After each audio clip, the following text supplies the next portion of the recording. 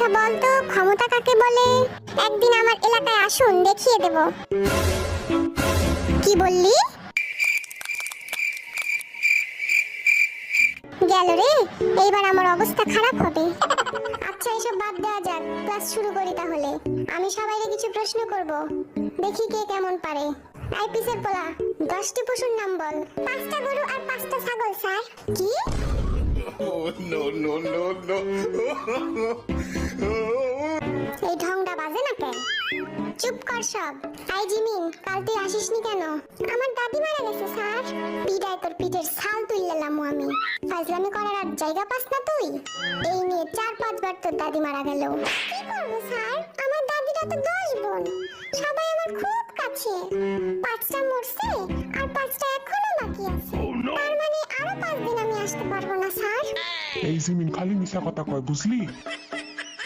ওর একটাই দাদি, তাও মারা গেছে 1900 ব্রিটিশ আমলে। আইবি বল, আমি যদি তোকে 7টা বিড়াল আর 3টা কুকুর দেই, তাহলে তোর কাছে মোট কতগুলো প্রাণী হলো? 11টা স্যার।